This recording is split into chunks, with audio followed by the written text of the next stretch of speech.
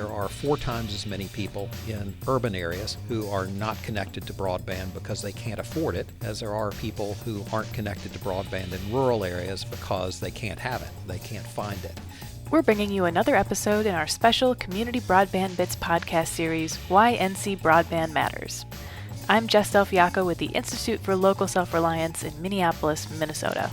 NC Broadband Matters is a North Carolina nonprofit. Their mission is to attract, support, and champion the universal availability of affordable, reliable, high-capacity internet access, which is necessary for thriving local communities, including local businesses and a local workforce, so each can compete in the global economy. The group has created the North Carolina chapter of CLIC, the Coalition for Local Internet Choice. We are working with NC Broadband Matters to produce this series focusing on issues affecting people in North Carolina that also impact people in other regions. We have 3 guests on the show today. First, Christopher speaks with Leslie Boney, Director of the Institute for Emerging Issues, about the importance of digital inclusion in both rural and urban areas. Then they're joined by Darren Smith of Wilson, North Carolina's Gig East Exchange, and Ron Townley of the Upper Coastal Plain Council of Governments. Ron and Darren discuss how broadband infrastructure is helping revitalize the economy in Wilson and beyond. Welcome to another episode of the Community Broadband Bits podcast. I'm Christopher Mitchell with the Institute for Local Self-Reliance, normally in Minneapolis, but taking a short break to visit NC State, North Carolina, a school that has been hosting a lot of really good events around broadband lately. Today I'm here at the Institute for Emerging Issues, speaking first with the director, Leslie Boney. Welcome to the show. Thanks very much. It's great to be here. We have 2 additional guests that we're going to work in and really focus on toward the end of the show. I'm going to introduce them as they come on so you don't forget who they are. But I want to start off by asking you, we're here today at this Reconnect event, and we'll have the video attached to wherever we post this podcast. But this is one of a series of really interesting events.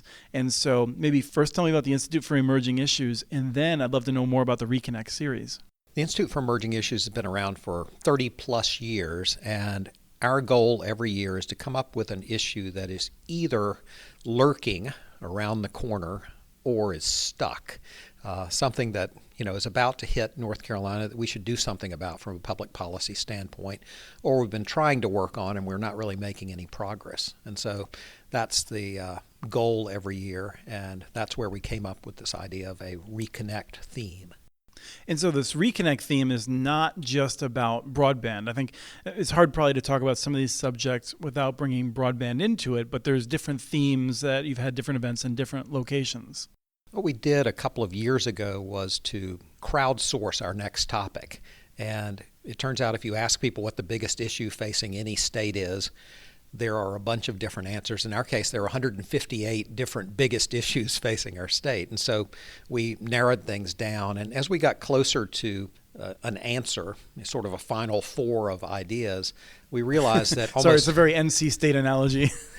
Well, at the time, we weren't participating in any bracket. And so when we got down to 32 ideas, we put things in a bracket because it was the only bracket NC State was going to be participating in that year. And that's how we started narrowing it down. And each week we'd say, okay, we're getting closer to the answer. We got down to the final, actually 5, and we realized they were all similar issues. They were all, in some cases, people saying we are not connected the way we would like to be, and we'd like to do something about it. So one theme had to do with civic connection, one with rural-urban connection, another one about people feeling like they're disconnected from real opportunity in their jobs, something on health, feeling like health was holding them back from being as productive as possible, and this topic on technological opportunity. But as you alluded to, almost all those topics, broadband has come up in some way or another because it's a key part of the solution on each of those topics. As you framed the issue today, one of the things I found interesting was that you didn't want us to get caught in this discussion solely about infrastructure and the idea of like who has a high quality connection on the side of their home today. It's much more about how are we using that. This is a really important issue, and you and your podcast have done an amazing job of demystifying a lot of the infrastructure elements. So I'm not in any way downplaying those. Those are critical. We've got to figure out a way to solve infrastructure problems, particularly in rural areas. What we were trying to say is If at the end of the day we have solved all the infrastructure problems, and we still have, as we do, about a 60% adoption rate, that means 40% of people are not going to be able to participate in the economy that we have built for them. So we need to start thinking now about how you build an economy where everybody is legitimately able to fully participate in the economy, the high-tech economy of the future. And if we do that, it happens to have huge benefits, huge side benefits for businesses that right now are having huge skill shortages. It's going to make huge differences for our farms. We like to have small farms in North Carolina. If we want to hold on to those small farms, they've got to be as productive as possible. And there are things that technology can do for them. We're going to need workers that can retrain themselves and move up over time. And if they're going to do that, they're going to need some of those courses available to take online. It's really hard to follow online courses via your phone. That's a comment that I was curious if we'd have a chance to explore a little bit, because I thought you made that point that the cell phones are important and we're not going to diminish them, but at the same time, in no way is that sufficient for people. It's really hard to fill out a job application online. It's really hard to take an entire course online. It's really hard to do your homework or write a paper online simply using your phone. That's when you need a device. You need something beyond the cell phone. One of the benefits of me actually coming in for this event was that I've been able to interview a number of other people. And I don't know if this interview will run before or after that one, but Dr. Latricia Townsend, who is from here at NC State as well, made the point that for students in particular, it's not just about filling their brains with facts or thinking how to think. They're preparing them for the workforce. And if you're not familiar with using a computer on the internet, you may not be ready to join the workforce after you finish up your education. There was a big study that came out earlier this year. It was a national study that Amazon and the U.S. Chamber of Commerce did that looked at rural small business productivity and estimated, I'm just going to do the North Carolina breakout, I think the national number was $44 billion in underutilized potential. In North Carolina, it was $1.9 billion more that if companies were fully utilizing technology, they would have been able to take advantage of and add to their gross state product. But when you looked at the survey of business owners, 41% of them said one of the things that was holding them back was skilled workers who knew how to work with the devices that they were hoping they would work with in the workplace. They just didn't have those skills. Mm-hmm. So I'm curious, one of the, I wouldn't even say necessarily arguments. I think some people have you're going to think I'm crazy, but I think some people have maybe been polarized beyond what's necessary, but in the discussion between urban and rural. But one of the talking points has been that urban areas are where we see a lot of the progress. It's where a lot of people want to live. It's where we're seeing a lot of our universities are clustered. And frankly, it's most of the economic activity now in the country. And so I want to provocatively just say, why shouldn't we just focus most of our attention on urban areas and whatever happens in rural areas happens in rural areas? We did a study earlier this year that looked at commuting patterns. And if you look at commuting patterns, most of the counties in North Carolina, roughly 50% of the people wake up every day and drive to another county to work. Roughly 50% of people that are working in a county have driven in from another county to work. So employers and employees no longer particularly care about county lines. Some people are choosing to live in rural areas because they're more affordable. We have a huge affordable housing problem in this state and in the nation. So in some cases, you may choose to live there because the cost of living is lower. In some cases, you may choose to live there because you really like a rural setting. But you may want that job in an urban area. If we can get connectivity down, you can cut down on some of the commuting that's going on. And if you have a truly connected house, you can work from home. But the same's true in urban areas. Urban areas really need rural areas for food, for water, for air, for workers. And I think one of the things that we've been trying to make in this Connect series is the synergies that you need to have in place. If an employer's coming in and you're trying to sell them on your workforce, you're not just selling your workforce, you're selling the county next door and the one beyond that. So one of the counties we've been working with, one of the groups we've been working with is called STEM, SENC. And the point is, if you're going to recruit STEM companies to southeastern North Carolina, that's what SENC stands for, you're going to need to draw on the entire region to do that. And that's whether the companies happen to locate in an urban area or a rural area, you're going to need each other.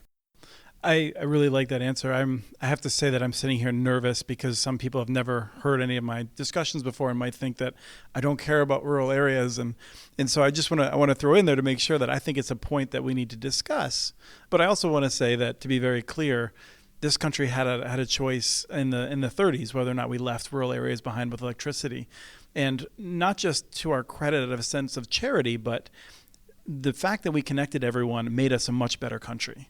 And so I want to make sure that we touch on that as well, because there's a lot of different answers we can give on that, but it's really important that we understand that we are all in this together unless something very horrible happens. Larry Irving, one of the speakers who came earlier in the day and spoke to the group, made the point that the danger, if we don't take this seriously, is another episode of redlining, where essentially we say that, well, we care about some people, we don't care about everybody. And maybe in 10, 15 years, we'll get around to those other people. And we'll solve the challenges that some disconnected rural areas have, or we'll solve some of the affordability issues that inner city areas have. But there's no real hurry for that. And I would say that wasn't a great answer when we were doing rural electrification. It wasn't a good answer when we were trying to decide who gets loans for their houses, and it's not a good answer when it comes to talking about broadband connectivity either. I'm going to bring in our other guest now, and we're going to have a little bit of a bridge before we lose Leslie. But I want to introduce Darren Smith, who is the manager of the Gig East Exchange for the city of Wilson. Wilson, North Carolina, a city that I may have done more interviews with people from than any other location on earth because it's a wonderful, wonderful place. Very true. I'd have to agree with that. I just wanted to echo what Leslie said. I think about Wilson, and I think about in the 30s, they have always looked forward. And they built their own electrical grid because they realized we have to have this because everybody else is going to have it. We have to have this to move forward. And that has always been in the DNA of the city. So when you see fast forward and you see what's happening with they built their own broadband, then building a co-working space like Gig East Exchange was just a natural way to go, okay, we know this growth is coming from Raleigh. We've got to be prepared, and we've got to make sure we're offering the services. We have the type of community that people are going to want to come to. So that really something I wanted to touch on. I thought he really did a good job of that. Excellent. And we also have Ron Townley, who is the Planning Development Director for the Upper Coastal Plain Council of Governments, which includes Wilson and points north and east of there. Yeah, thanks for having me here today, Chris. Yes, I wanted to echo what Leslie said. The urban-rural connection is important, but you really can't take the rural option for Americans off the table. So traditionally, we've always invested in that infrastructure where there was not a capital return on investment to the private sector, whether that was water and sewer, telephones, electrification, and now we've come to the time of broadband, the new infrastructure. And for the private sector, a lot of times these return on investments do not make sense, and a public-private sector partnership has to be negotiated. So, coming from a region, my board of directors at the council in our 5 counties of Northampton, Halifax, Edgecombe, Nash, and Wilson have decided, that the vision is really about thinking regionally, acting locally on those regional visions in order to compete globally, right? To keep those rural options open because, my family chose to live in a rural environment for the quality of life that you can find in eastern North Carolina. Thank you. So I want to come back and I'll ask Leslie a question and then we're gonna release you into the wild of the breakout rooms where there's a lot of interesting thinking happening. But I want to ask you. So we've had a wonderful series of panels today. Is there anything that you would want to reflect on, or anything that touched you more than you expected throughout the day? Well, I think the most meaningful statistic I heard, which you've made before on your program, but I think a lot of people don't hear, is that this is not just a rural challenge. When we talk about broadband connectivity and, more importantly, adoption, if you look at the total number of people in the United States who are disconnected, what Larry Irvin said is that there are 4 times as many people in urban areas who are not connected to broadband because they can't afford it, as there are people who aren't connected to broadband in rural areas because they can't have it, they can't find it. And so I think that's a meaningful way of putting it into perspective and showing that this notion of digital inclusion matters not just for rural areas, but also for urban areas. It's a rural and urban challenge, and if we can find a way to crack the code, we've done something that is meaningful for both rural and urban America. Yes, I think that's been a real challenge, and I would say it's largely a political challenge, because it's easy to talk about rural areas and putting money into them to connect people, because they're areas that no one's ox is being gored. And when you start talking about intervening in urban areas, then someone may at least fear their ox could be gored. And so I think that's an important statistic, and I hope people will continue to recognize not just the unfortunateness of the number of people that don't have connections, but the lost opportunities that we're seeing. And I suppose that's your job here. Think what a powerful political coalition that would be, rural America and inner city urban America. We've never tried that before. That would be really interesting. But I think it's a moral issue. Why did we do rural electrification? Not just because there was going to be an ROI, because there wasn't immediately, although I would argue over the long term there has been. We did it because it was the right thing to do. And in this case, we believe that significant efforts to make sure that full broadband is available to everyone in the United States, but also adopted and fully taken advantage of, is the right thing to do. And that's why we should do it. Well, that's a wonderful way to leave us. Leslie Boney, the director of the Institute on Emerging Issues here at NC State, which is Go Wolfpack. Wonderful institution that, like I said, has been doing a lot of really good work on broadband across different parts of the university. So thank you so much for your time today. So, Ron, I'm curious then, you're representing a group of local governments more broadly across the northeastern part of North Carolina. What are you reflecting on today? And I realize listeners haven't actually seen the full day's events necessarily, but did anything today strike you as surprising or in a way that you weren't expecting? I think some of the statistics are surprising, and of course I'm here networking, meeting new people, looking for resources to come into the area. The North Carolina is divided into 16 councils of governments or commissions, and I have 47 member governments that sit at our table, our regional table. 41 of them are municipalities, 5 of them are counties. Over 30 of them are very small and rural in nature.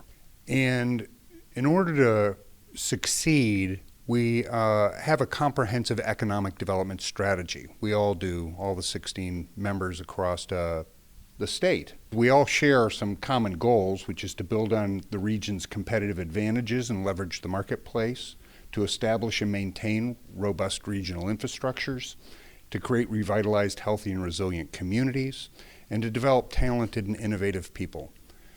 Now, what do you need to make those 4 goals happen, right? You cannot do it without broadband connectivity. And while there are areas in the region, like the city of Wilson, like areas up in the Roanoke Electric Cooperative portions of the area that are doing really well and making some magic happen. But there are also other areas that struggle to compete. They are starting to lose population. The participation rates and what internet is available, as was mentioned, is unaffordable in these rural areas. And so we are looking to bring regional scales and regional thinking and solutions to the table in order to try and address those issues. And so, Darren, I'm curious as well. I feel like being with the city of Wilson, in some ways, I wonder if you've seen it all. But let me start with just asking you if you took anything from away today you want to share with listeners. Yeah, I really did. And first of all, thanks for having me, Chris. I've got to hear you definitely talk to more of our folks in Wilson and what they're up to and what they're doing. So this is a great opportunity. The thing that stuck out to me was there was a particular gentleman from Iowa, Zachary Hammerman, I think it was his name.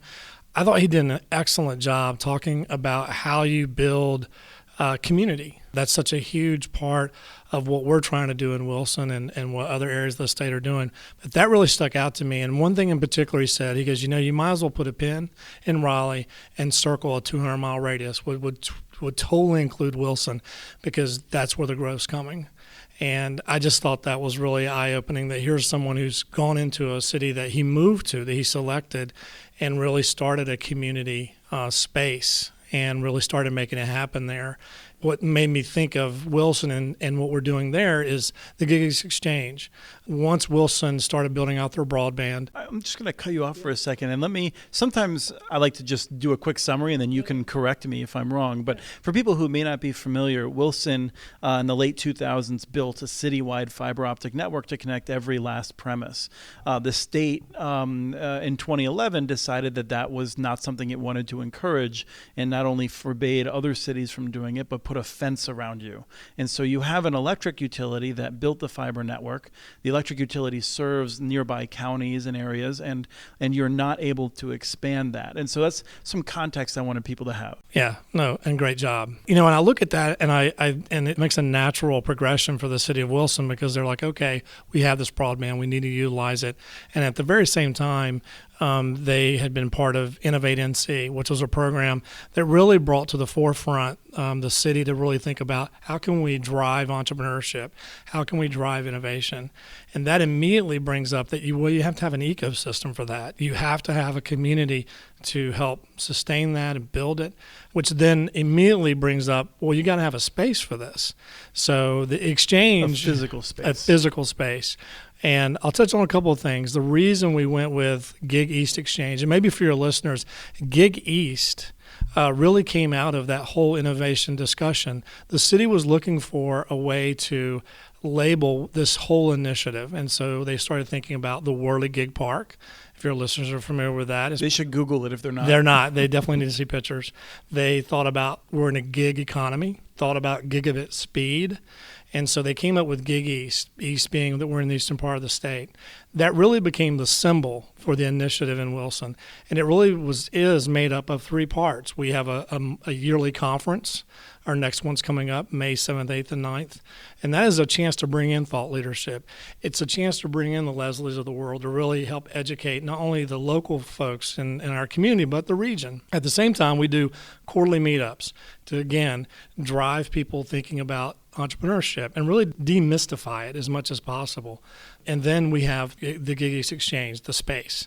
The space really is going to be, and we hope to open early May. It's a 100-year-old building. The city was awarded a grant from Golden Leaf. We matched it as a city. So it makes us a little different than the over 2,000 and some co-working spaces we see across the country, in that we're not trying to make a profit. We're trying to make an impact. And that impact being, what if we had a space that entrepreneurs could come into, remote workers could come into, students could come into, people who are trying to build up their skills in this digital age could come to and find programming and find people to exchange ideas with and exchange what they know, the people they know. That is what that exchange is about. And somebody just asked me today in the hallway, can you give it one word? And I was like, well, I can't give it one word, but I would describe it as, it's definitely economic development is a big part of that, because the city recognizes we have some strong industries with agriculture, with manufacturing, but we realize it has to be diverse. Mm-hmm. We have to have a lot of different small startup companies to help drive the economy. Well, let me just, so this is a point that I feel like is important to make, and this actually gets us all back to the Institute for Emerging Issues and how do we take advantage of this. For people who aren't familiar, Wilson has no business having the economic success it's had recently. You're a city that was hard hit by the tobacco downfall. I mean, major hub of the entire world tobacco industry, majorly hit by the transition of manufacturing in many areas to other parts of other parts of the world. In many ways, I would say, I work with cities. I've probably talked to more than 100 cities that have municipal broadband networks. almost all of them define success as just getting to where you already are with the jobs that you've created and the way that you've revitalized the economy. People are moving there to set up their jobs. And I feel like you're saying that's not good enough. We need to do more to figure out how to take advantage of this. That's my impression. No, and I think it's spot on. I took this role as the manager, and my main focus is putting people in that building and putting programming in that building. But I've spent the last 25 years working in technology in Raleigh, and I'm getting ready to move to Wilson. That's how much I believe in what they're doing. But to your point, I think a big tip of the cap has to go to the city council, their leadership, the city manager, their leadership, because it is courageous. They've made some courageous decisions about we do not want to get left behind. This is great. We have these solid industries. How do we build off of those? How do we go and pull off of their experience to diversify even more so that we do not get left behind? And this is most important, is it should hopefully 5 to 8 years from now, we want it to be a place where the young people go, there's opportunity here. I don't necessarily want to move. My family's here. I like the lifestyle here. There's opportunity for me and I don't have to move. And maybe we even pull back some of the young people that did have to leave. So, Ron, what I'm curious about is I feel like if I understand your situation correctly, you're sort of sitting here and on the edge of this region that you represent, you kind of have a gold mine. You're trying to figure out how to advantage everyone in the region with the gold mine. Is that accurate? Yeah, going back to what I talked about leveraging the marketplace. I actually came to North Carolina over 20 years ago in the late 90s. And moved to the Asheville greater region. Which is on the western side in the mountains. Western side in the mountains. I think everybody knows a little bit about Asheville. Yeah, I'm used to playing for a national audience. Most of the people who are listening to this probably in North Carolina, and they're like, of course that's where it is. Right. So, Asheville saw that renaissance, right? They actually struggled for a number of years as well in the remote Appalachians of western North Carolina. And they moved forward and have achieved great success through the creative class economy and bringing new people in and diversifying and building infrastructure, et cetera. So now the opportunity is in eastern North Carolina, and we've come out here to help. Wilson's a fantastic example of what's happening. And you see energy in Rocky Mount, and you see things starting to happen in Roanoke Rapids, but it's absolutely right. As tobacco country and as a place who lost a lot of industry, folks have struggled. So in leveraging that, we really need to look at the region as a whole, how to not leave the folks in Northampton and these small towns behind and bring them together. So we've established a regional broadband task force, and that's the small towns coming together. And now, sorry, I want to paint a quick picture. This is a region in which you have a few co-ops. There's a real mix of who's providing services, right? Yes. It is a very diverse population. It is about 50-50 minorities. There's a deep and rich history there that goes back for centuries, of course. And some of these towns in our region, these small towns, were the first colonial towns where you could navigate the waterways of the Pamlico and Neuse rivers and Tar rivers to their farthest points where initial settlements were made. Mm-hmm. And now the population is low enough density that we don't see very easy business models to connect everyone. Not in today's structure, not in that 21st century economy. So our population is aging, farms have been consolidating, kids have been moving out to find other opportunities. But there are people who want to come back into these towns and find this rural lifestyle, and it's difficult to do if you don't have the connectivity. That's question number one. Right. I was talking to one person who bought a very large home in the rural area, and they were very excited at finding, 3,500 square feet of a home less than 5 years old for $150,000 or something like that. They moved in and found out they didn't have internet. That was the reason for the price of the house. They didn't have good cell phone connectivity as well. And so that literally drives down the real estate market. So we're working, with these small towns and others to try and build some regional economies of scale. We're educating local leaders about digital literacy. We're doing community surveys to understand what really are the speed rates out here in the communities and what the cost barriers are. And the ultimate goal is to map the public assets, things like water towers and right-of-ways and other physical things that people can bring to the public sector, can bring to a public-private partnership and attract new service providers. Because some of the major providers, quite honestly, they look at these areas and they say that return on investment isn't there. We want to legislatively hold it for the future, for that private investment to make that money. But if that's 10 years from now, that's, in my opinion, 20 years too late. So we need to form these public-private partnerships. I think if we can build out some of this infrastructure, getting people connected to middle mile, expanding middle mile, getting Wi-Fi's on the old main streets of these small towns and things like that, you're going to see economic opportunities explode again. And I think if we can go ahead, the ultimate goal of the work we're doing regionally is to have some of these small towns join together to offer economies of scale to these service providers, to say instead of 300 homes and 5 farms, we can offer you 2,000 homes and 25 farms to connect to.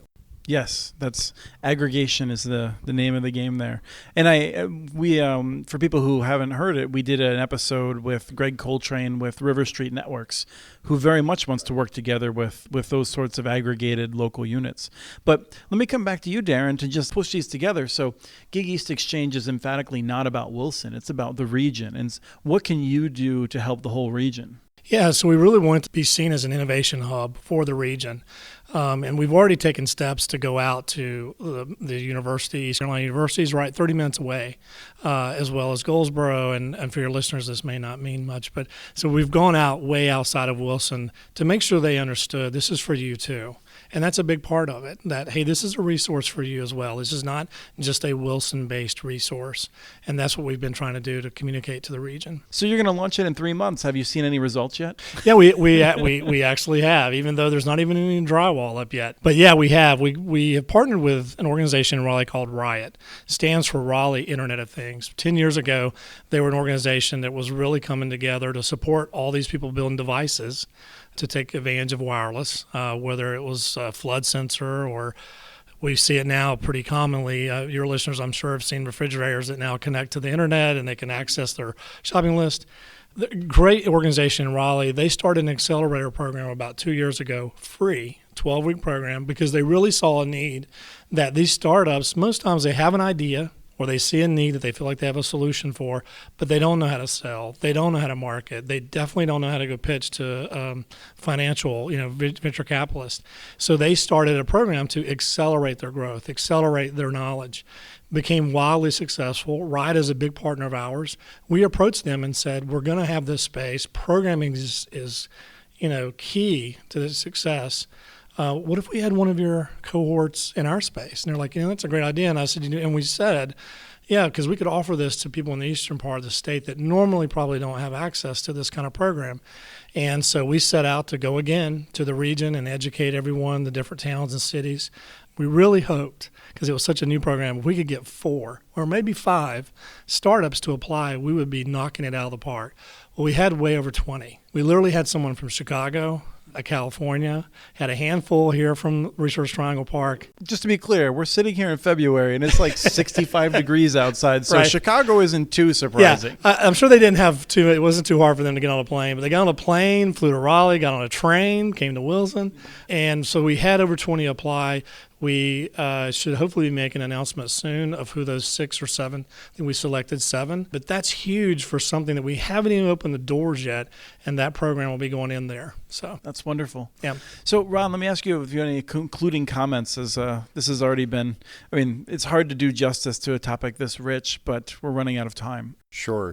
Well, first, I just wanted to say how much we value the partnership of Gig East and Darren and the work that they're doing out there. And his story is a perfect example of, build it or even say you're going to build it and they will come.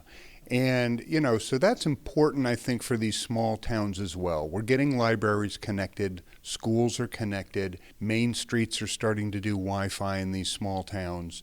There are small entrepreneurial startup providers. We've got an internet service provider now that is literally a mom and pop company. They're climbing the poles themselves, and they've connected up a town. They're improving infrastructure in another town, and they're going down the road to hit the town down the street. And so they've found that entrepreneurial opportunity to create. Sorry, I just want to jump in because I feel like sometimes there's a tension in that, and I want to salute that entrepreneurial activity. At the same time, it's not always clear that that's going to be what's going to solve the long-term economic interests of the community.